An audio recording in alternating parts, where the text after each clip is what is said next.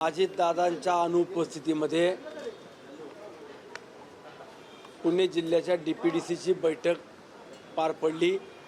राज्याच्या उपमुख्यमंत्री तथा आपल्या जिल्ह्याच्या पालकमंत्री सुनीत्रा वहिनी पवार ह्या मुंबईहून ऑनलाईन होत्या। त्याच पद्धतीनं आपल्या राज्याचे दुसरे मंत्री महोदय चंद्रकांत दादा हे देखील सांगलीहून ऑनलाईन होते। प्रत्यक्षात या ठिकाणी दत्तामामा भरणे असतील, माधुरीताई मिसाळ, सभागृहातल्या उपनेत्या निलमताई गोरे, खासदार सुप्रियाताई, खासदार अमोलदादा कोल्हे असतील आणि आम्ही सर्वच सन्मान्य सदस्य या DPDCच्या बैठकीला उपस्थित होतो। आजची DPDC पार पडत असताना मागील वर्षाचा असलेली तरतूद आणि या वर्षीचा वाढीव जवळपास 1600 कोटी रुपयापर्यंत आम्ही राज्याचे मुख्यमंत्री यांच्याकडे या निधीच्या संदर्भात वाढीव मागणी केलेली आहे। आदरणीय दादांच्या कामाचा आवाका आणि निर्णयाची क्षमता पाहता आज नक्कीच दादांची उणीव या DPDCच्या माध्यमातून प्रत्येक सन्मान्य सदस्यांना जाणवते।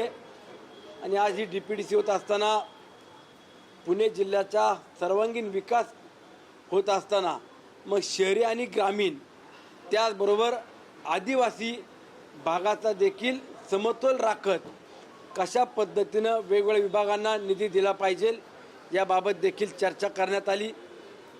माझी शाळा सुंदर शाळा या अभियानाच्या अंतर्गत मागील वर्षी दादांनी जो निर्णय घेतला त्यातून काही ग्रामीण भागातल्या जिल्हा परिषद शाळांचा आज प्रत्यक्षामध्ये डेव्हलपमेंट सुरू आहे, परंतु त्याला अधिकची जोड देत असताना DPDC सोबत काही इथल्या इंडस्ट्री यांचा देखील मोठ्या प्रमाणात आपल्याला CSR उपलब्ध व्हावा ही देखील आम्ही सूचना आजच्या बैठकीच्या निमित्तानं मांडलेली आहे।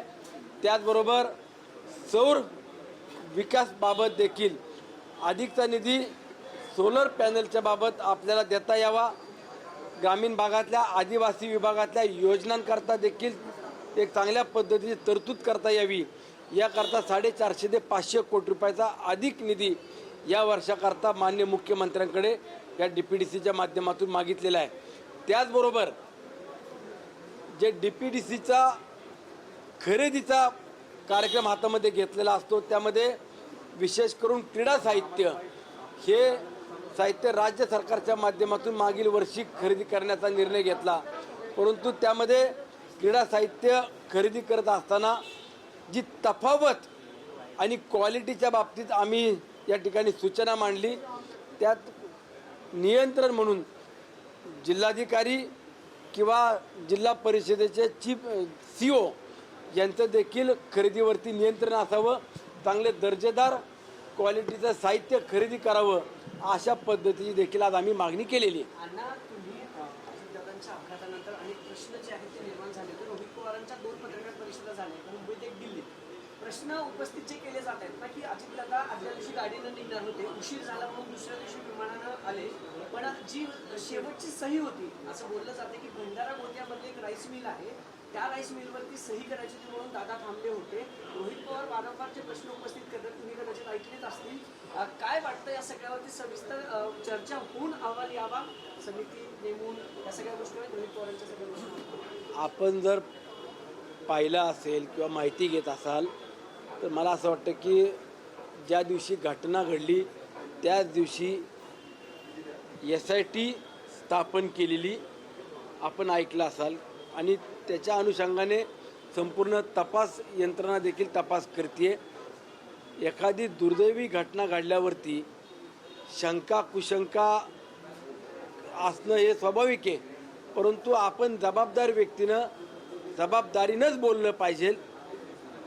राज्यातल्या प्रत्येक व्यक्तीला, प्रत्येक लोकप्रतिनिधीला किंवा राज्यकर्त्याला देखील ह्या घटनेतून आज हळहळ करतोय, दुःखीत आहेत आणि अशा प्रसंगामध्ये पुढेही राजकारण न होता आपण याकडे गांभीर्यानं पाहिलं पाहिजे आणि जबाबदारीनं बोललं पाहिजे। रोहित पवार, अमोल मित्र विषय असा आहे की त्यांनी देखील ही भूमिका मांडलेली आहे। या दिवशी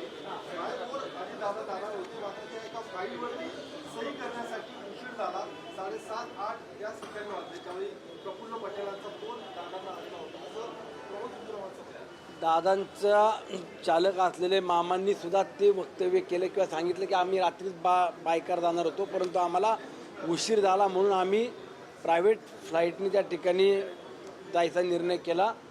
मला असं वाटतं की आपण या घटनेकडं कुठल्याही द्वेषानं किंवा राजकीय हेतूने न पाहता जो काही घटना घडलेली आहे त्यामध्ये तपास सुरू आहे आणि तपासानंतर जी काय सत्यता आहे ती देखील बाहेर येईल, परंतु कुणी या घटनेचं राजकारण करू नये अशी माझी विनंती आहे. आज 12 तारीख आहे. दोन्ही राष्ट्रवादी विलिनीकरणावर खरं तर आज शिक्कामोर्तब होणार होता असं बोललं जाते आणि आता ते कुठं तर थांबले. काय वाटतंय या सगळ्या सांगितलेलं आहे की दोन्ही दादांची इच्छा होती की दोन्ही राष्ट्रवादींनी एकत्र राष्ट्रवादी काँग्रेस पक्षाचे सर्वेसर्वा आमचे नेते आदरणीय अजितदादा होते. दादांनी जर पुढल्या चर्चा केल्या असतील तर आम्ही त्यामध्ये शंका आणण्याचं कारण आहे किंवा आम्ही त्या नाकारतही नाही, परंतु आज दादांच्या पश्चात या ज्या काही चर्चा सुरू आहेत यावरती मला असं वाटतं की सुनित्रा वहिनी आता उत्तराधिकारी म्हणून संपूर्ण जबाबदारी सांभाळून काम करतायत. आगामी काळामध्ये दोन्ही राष्ट्रवादी एकत्रित घ्यायच्यात, करायच्यात, विलीनीकरण करायचं, मर्ज करायच्या, ह्या ज्या काही सातत्यानं चर्चा सुरू आहेत यावर सर्वस्वी अधिकार सुनित्रा वहिनीच घेतील. परंतु महायुतीच्या सरकारमध्ये भारतीय जनता पक्ष असेल, शिवसेना असेल आणि राष्ट्रवादी काँग्रेस पक्ष हे 3 प्रमुख पक्ष आहेत आणि एनडीएमध्ये देखील राष्ट्रवादी काँग्रेस पक्ष हा घटक पक्ष असल्याने आगामी काळात महायुतीतल्या प्रमुख पक्षांना विश्वासात घेऊन तो निर्णय केला जाईल आणि त्यामध्ये सुनित्रा वहिनी सक्षम आहेत, त्यांना सर्वस्वी अधिकार आहेत. आज पालकमंत्री पहिली बैठक झाली सुनित्रा पवारांच्या उपस्थितीमध्ये. मात्र त्याच वेळी 1:30 वाजता पुन्हा एकदा मुख्यमंत्री देवेंद्र फडणवीस साहेब व्हिडिओ कॉन्फरन्सिंग घेणार आहेत, सगळे अधिकारी त्याच्यामध्ये. म्हणजे लगेच पालकमंत्री आणि डेप्युटी उपमुख्यमंत्र्यांनी बैठक झाली आहे, सकाळी लगेच दुसरी बैठक. ती नियमाप्रमाणे ती बैठक होत असते. आदल्या दिवशी संपूर्ण जिल्ह्यातल्या DPDCच्या बैठका होतात आणि दुसऱ्या दिवशी किंवा 2 दिवसानंतर राज्यातले प्रमुख मुख्यमंत्र्यांच्या अध्यक्षतेखाली बैठक पार पडत असती.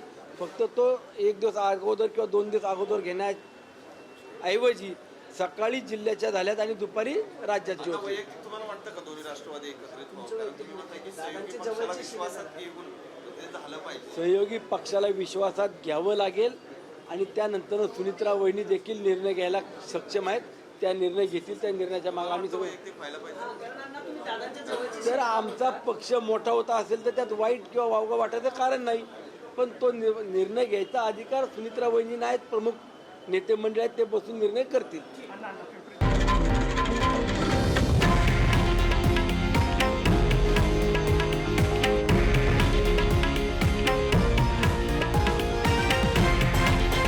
हे आहे देशातील नंबर 1 न्यूज नेटवर्क आणि आपण पाहत आहात TV9 मराठी, एकमेव.